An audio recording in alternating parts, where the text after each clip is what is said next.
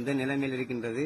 சீத்தமிழ்ல பாடுறதுக்கு வாய்ப்பு கிடைச்சிருக்கிறதால ஒரே இரவில் உலக பிரபலமாகி இருக்கின்றார் திருவோணமலையைச் சேர்ந்த நபர் ஒருவர். மேசன் வேலை செய்கின்ற போது அவர் பாடல்களை பாடி வந்த நிலையில் அந்த பாடல்கள் உலகளவில் வைரலாகி இருக்கின்றது. தற்பொழுது அவருக்கு பிரபல தென்னிந்திய தொலைக்காட்சியினால் வாய்ப்பு வழங்கப்பட்டிருக்கின்றது.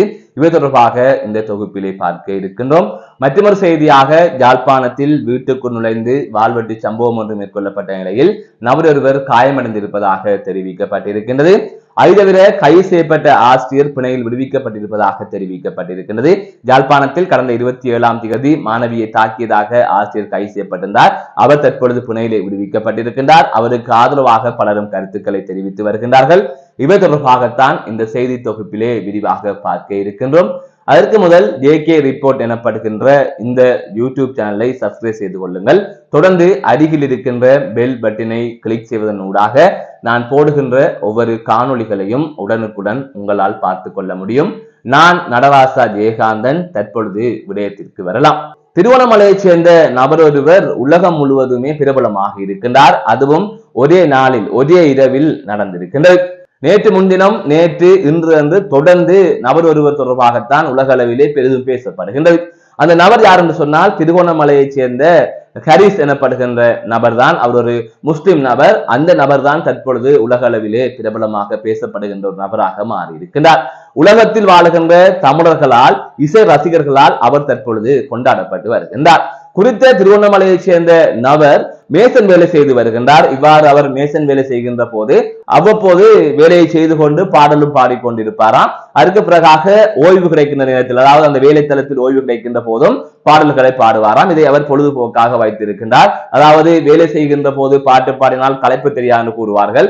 அவ்வாறு இவர் செய்து கொண்டே வந்திருக்கின்றார். இந்த நிலையத்தான் எதேச்சையாக அதை ஒருவர் காணொலியாக பதிவு செய்து டிக்டாக்கிலே வெளியிட்டு வந்திருக்கின்றார். இந்த சூழ்நிலைத்தான் திடீரென்று அவரது வீடியோ டிக்டாக் தளத்திலே வைரலாக இருந்தது. அதற்கு பிறகாக பேஸ்புக் தளத்திலும் வைரலாக இருந்தது.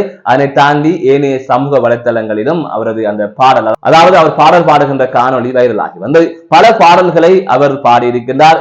எந்த ஒரு இசை பயிற்சியும் இல்லாமல் ஒரு ஞானத்தினால், அதாவது சங்கீத ஞானத்தினால் அவர் இவ்வாறு சிறந்த முறையிலே அந்த பாடல்களை பாடுகின்றார். அது தொடர்பான காணொலிகளை நீங்கள் பார்த்திருப்பீர்கள். பலரும் சிறந்த குரல், சிறந்த ராகம், சிறந்த முறையில் பாடுகின்றார் என்று பாராட்டுக்களை தெரிவித்து வருகின்றார்கள். எனவே அந்த நபர் தான் உலக அளவிலே வைரலாகி வந்தார். அதாவது இலங்கை ஊடகங்கள், இந்திய ஊடகங்கள், அனைத்து ஊடகங்களிலும் அவர் தொடர்பான செய்திகளும் வெளிவந்திருக்கிறது. அவர் பாடல் பாடிய காட்சிகளை ஊடகங்களும் வெளியிட்டிருக்கின்றன. அதே போல மக்களும் அதிக அளவில், அதாவது சமூக வலைத்தளத்தில் இயங்குபவர்களும் அதிக அளவிலே பாய்ந்திருக்கின்றார்கள். இதன் ஊடாக அவர் தென்னிந்திய தொலைக்காட்சியின் கவனத்தை ஈர்த்திருக்கின்றார். அந்த வகையில் தென்னிந்தியாவில் இருக்கின்ற பிரபலமான தொலைக்காட்சியான ஜீ தமிழ் அவரை தொடர்பு கொள்வதற்கு பல முயற்சிகளை நேற்று முன்தினம் இரவில் இருந்தே முயற்சி செய்து கொண்டிருந்திருக்கின்றது. அதாவது அது தொடர்பாக நான் நேற்றைய தினம் எனது பேஸ்புக் பக்கத்திலும் ஒரு பதிவு ஒன்றை வெளியிட்டிருந்தேன். இவருக்கு ஜீ தமிழிலே வாய்ப்பு கிடைப்பதற்கான வாய்ப்பு இருக்கின்றது. காரணம், ஜீ தமிழ் நிர்வாகம் இவரை தேடி வருகின்றது. அதற்கமையே அவரை தேடி பிடித்து அவருடன் ஜீ தமிழ் நிர்வாகம் கதைத்து விட்டது. அவருக்கு ஜீ தமிழிலே பாடல் பாடுவதற்கான வாய்ப்பு வழங்குவதாக ஜீ தமிழ் நிர்வாகம் உறுதிப்படுத்தி இருக்கின்றது. எனவே அவர் அது தொடர்பான தகவலையும் பகிர்ந்திருக்கின்றார். உங்களுக்கு தெரியும், இந்த ஜீ தமிழ் தொலைக்காட்சி என்பது இலங்கை தமிழர்களுக்கு அதிக வாய்ப்பு கொடுக்கின்ற ஒரு தொலைக்காட்சியாக இருக்கின்றது. அந்த வகையில் ஜீ தமிழ் சரிகமப லிட்டில் சாம் என்கின்ற ஒரு நிகழ்ச்சி, அதாவது 3வது பாகமாக இடம்பெற்ற அந்த நிகழ்ச்சியிலே யாழ்ப்பாணத்தைச் சேர்ந்த கில்மிசா மற்றும் மலையகத்தைச் சேர்ந்த அசானி ஆகிய இருவருமே இவ்வாறு ஜீ தமிழ் சரிகமப லிட்டில் சாம் 3 என்கின்ற நிகழ்ச்சியிலே கலந்து கொண்டிருந்தார்கள். அந்த நிகழ்ச்சியின் டைட்டில் வின்னராக கில்மிசா அவர்கள் தெரிவு செய்யப்பட்டிருந்தார். அசானி அவர்களும் குறிப்பிடத்தக்க வரவேற்பை பெற்றிருந்தார். தற்பொழுது அந்த 2 பேரின் வாழ்க்கை மாறி இருக்கிறது. அந்த 2 பேரின் குடும்பத்தின் வாழ்க்கை மாறி இருக்கின்றது. அவர்களுக்கு அதிக அளவிலே வெளிநாடுகளில் பாடல் பாடுவதற்கான வாய்ப்புகள் கொடுக்கப்படுகின்றது. முக்கியமாக கில்மிசாவுக்கு அதிக அளவிலே வெளிநாடுகளிலே வாய்ப்புகள் வழங்கப்படுகின்றது. பல நாடுகளுக்கு சென்று அவர் பாடல் பாடி வருகின்றார். அப்படி ஒரு வாய்ப்பு அவரது வாழ்க்கையை மாற்றி இருக்கின்றது என்று சொல்ல வேண்டும். இந்த நிலையத்தான் குறித்த நபருக்கும் தற்பொழுது ஜீ தமிழ் வாய்ப்பு வழங்கி இருக்கிறது. அந்த வகையில் ஜீ தமிழ் சரிகமப எனப்படுகின்ற நிகழ்ச்சியில் அவருக்கு பாடல் பாடுவதற்கான வாய்ப்பு வழங்கப்படலாம். அதை தவிர அதற்கு முன்பாகவே ஏதாவது ஒரு நிகழ்ச்சியில் அவரை பாட வைப்பார்கள் என்று எதிர்பார்க்கப்படுகின்றது. அதற்கமே அவரது வாழ்க்கையும் மாறிவிடும். ஆகவே திறமை இருக்கின்ற ஒருவர் இன்று சத்தம் போடாமல் இருந்திருக்கின்றார். ஏதோ ஒரு வகையில் அவரது திறமை வெளியே வந்திருக்கின்றது. அவர் ஒரே நாளிலே உலக பிரபலம் ஆகிவிட்டார்.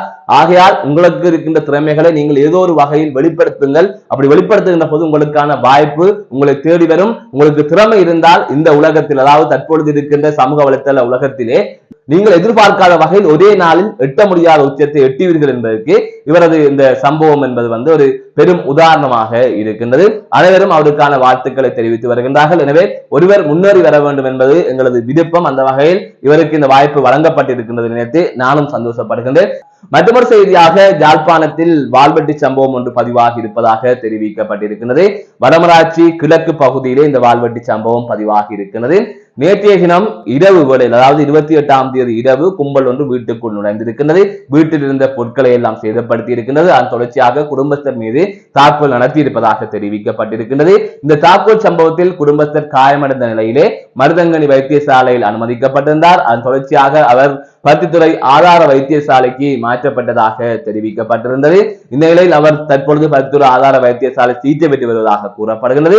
எதற்காக அவரை வெட்டினார்கள், எதற்காக அவர்கள் இவ்வாறு நடந்து கொண்டார்கள், இதன் பின்னணி காரணம் என்ன என்பது தொடர்பாக எந்தவித தகவல்களும் வெளியாகவில்லை. போலீசார் இது தொடர்பான விசாரணைகளை ஆரம்பித்திருப்பதாகவும் கூறப்படுகின்றது. மற்றொரு செய்தியாக யாழ்ப்பாணத்தில் மாணவியை தாக்கிய ஆசிரியர் கைது செய்யப்பட்டமை தொடர்பான ஒரு செய்தியை நான் வெளியிட்டிருந்தேன். நேற்றைய தினம் எனது இந்த ஜேகே ரிப்போர்ட் எனப்படுகின்ற யூடியூப் சேனலில் அந்த செய்தியை நான் வெளியிட்டிருந்தேன். இந்த நிலையில் அந்த ஆசிரியர் பிணையிலே விடுவிக்கப்பட்டிருப்பதாக தெரிவிக்கப்பட்டிருக்கின்றது. அந்த ஆசிரியருக்கு பலருமே ஆதரவை தெரிவித்து வருகின்றார்கள். வழக்கமாக ஆசிரியர் மாணவர்களை தாக்கினால் எதிர்ப்பு வரும், ஆனால் இவருக்கு ஆதரவு வருகின்றது.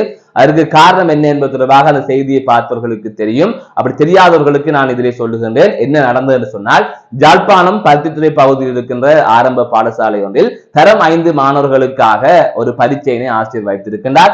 அப்போது பரீட்சை வினாத்தாள்களை கொடுத்து அவர்கள் விடை எழுதியின் பின்னர் அந்த வினாத்தாள்களை சக மாணவர்களிடம் கொடுத்து திருத்துங்கள் என்று ஆசிரியர் குறிப்பிட்டிருக்கின்றார். அதன் அடிப்படையில் தான் அந்த ஆசிரியர் தாக்கப்பட்ட மாணவி என்று சொல்லப்படுகின்ற அந்த பாதிக்கப்பட்ட மாணவி தனது பேப்பரை, அதாவது தனது வினாத்தாள்களை மற்ற மாணவியிடம் கொடுத்ததன் பின்னர் பிழைகளை எல்லாம் சரியாக்கி புள்ளி போடு என்று கூறியிருக்கின்றார். அதற்கமைய அந்த மாணவி எழுதிய பிழையான விடைகளை எல்லாம் மாற்றி சரியாக்கி புள்ளி போட்டிருக்கின்றார். இதனை ஆசிரியர் அவதானித்ததன் பின்னர் இருவரையும் அழைத்து விசாரித்து அதற்கு பிறகாக தனக்கு புள்ளி போட சொல்லி, அதாவது பிழைகளை திருத்தி சரியாக்கி புள்ளி போட சொன்ன அந்த பாதிக்கப்பட்ட மாணவியை மெதுவாக ஆசிரியர் தாக்கி இருக்கின்றார். இப்படி இனி செய்யக்கூடாது என்று. அவருக்கு எந்த காயங்களும் ஏற்படவில்லை. அதற்கு பிறகாக அந்த மாணவி இவ்வாறு ஆசிரியர் தாக்கி விட்டார் என்று தனது பெற்றோரிடம் கூற, பெற்றோர் அந்த மாணவியை அழைத்துக் கொண்டு பருத்தித்துறை ஆதார வைத்தியசாலைக்கு சென்ற நிலையிலே மாணவிக்கு எந்த காயங்களும் இல்லை, எனவே சிகிச்சைக்கு உட்படுத்த முடியாது என்று பருத்தித்துறை ஆதார வைத்தியசாலையில் திருப்பி அனுப்பப்பட்டிருக்கின்றார்கள். அதற்கு பிறகாக அந்த மாணவியின் தாய் உடனடியாக பருத்தித்துறை போலீஸ் நிலையத்திலே ஒரு முறைப்பாடு ஒன்றினை கொடுத்திருந்தார். முறைப்பாட்டுக்கு அமைய ஆசிரியர் கைது செய்யப்பட்டிருந்தார். கடந்த 27ஆம் தேதி அவர் கைது செய்யப்பட்டிருந்தார். 26ஆம் தேதி முறைப்பாடு கொடுக்கப்பட்டிருந்தது. 26ஆம் தேதி தான் இந்த சம்பவம் பதிவாக இருந்தது. அதன் தொடர்ச்சியாக கைது செய்யப்பட்ட ஆசிரியர் போலீஸ் நிலையத்திலே தடுத்து வைக்கப்பட்டிருந்தார். அதற்கு பிறகாக பருத்தித்துறை நீதவான் நீதிமன்றத்தில் போலீசார் அந்த ஆசிரியரை முற்படுத்திய வேளை பருத்தித்துறை நீதவான் நீதிமன்றம் அவரை பிணையிலே விட்டிருக்கின்றது. ஒரு ஆழ்பிணையில் அவர் விடுதலை செய்யப்பட்டிருப்பதாக தெரிவிக்கப்பட்டிருக்கிறது. எனவே தனிப்பட்ட பகைக்காக அல்லது தங்களது மன உளைச்சலுக்காக மாணவர்களை கொடூரமாக தாக்குகின்ற ஆசிரியர்கள் பெரும்பாலும் இருக்கின்றார்கள். அதற்கு இந்த சமூகம் எதிர்ப்பு தெரிவித்திருக்கின்றது. ஆனால் ஒரு விட்ட பிழைக்காக அந்த மாணவியை திருத்துவதற்காக மெதுவாக அந்த ஆசிரியர் தாக்கியதற்காக எல்லாம் அந்த ஆசிரியருக்கு ஏதாவது முறைப்பாடு கொடுத்து அந்த ஆசிரியர் தண்டனைக்கு உட்படுத்துவது என்பதெல்லாம் அந்த பிள்ளையின் எதிர்காலம் என்னவாகும் என்கிற கேள்வியை தான் எழுப்பி இருக்கின்றது. காரணம், ஏதாவது தவறு விடுகின்ற போது ஆசிரியர்கள் சுட்டிக்காட்டுகின்ற பட்சத்தில் அந்த மாணவி திருந்துவதற்கான வாய்ப்பு இருக்கின்றது. ஆனால் அதை செய்ய விடாமல் பெற்றோர்களே அதற்கு உறுதுணையாக இருக்கின்றார்கள். அதாவது ஒரு கொடூரமாக தாக்கியிருந்தால் கதைக்கலாம், ஆனால் இதற்காக எல்லாம் இப்படி செய்ய முடியுமா என்று பலரும் ஆதரவு குரல்களை கொடுத்து வருகின்றார்கள். எதுவாக இருந்தாலும் சட்டம் அப்படி இருக்கின்றது என்று சொன்னால் சட்டத்தை பின்பற்றித்தான் ஆக வேண்டும், விரும்பியோ விரும்பாமலோ.